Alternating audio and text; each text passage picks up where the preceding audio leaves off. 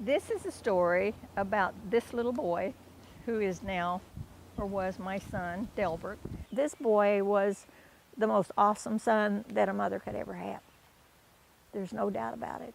I know where he is.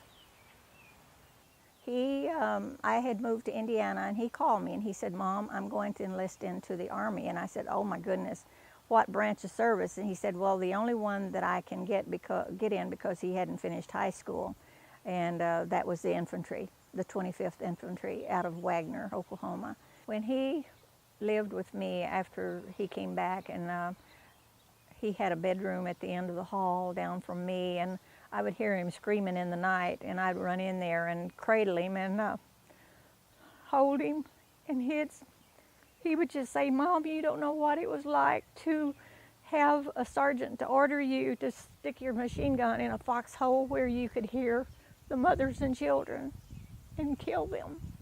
And he never got over that. Never got over it. And that's what he dreamed about most of the time. When he became missing after the Vietnam stint, and we made contact again, I wanted him to catch up on the family that he had missed out on, that had loved him through the years, that had not forgotten him either. And I can just see it to this day, that I went to the apartment, and they said, "Well, he moved." And I said, "What do you mean he moved?" "Well, he left, said he was going to Indianapolis." And he was really rooming with two guys. One of them was the nephew and one was the son of the owner of the house. And that day, there's an address label in there where I sent him mail, and it came back, not be able to find him. And from that day on, it was just a nightmare to look for him.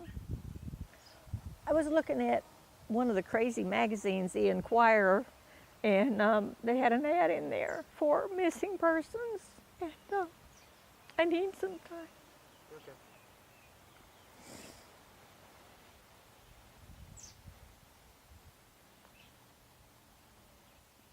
They started in 6 weeks and did what I had been trying for 19 years and found him.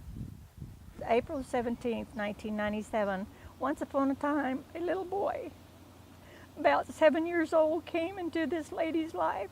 He was so shy, he would just look at you and smile. That smile was so infectious, I caught it. Even when you couldn't see this little boy but could hear him, you knew he had a smile on his face. Some 40 years later, he is the same. If only we could roll back the time. I take each day slower just to savor the sweetness longer. But he will always be my little boy. He is very special. I got to close him.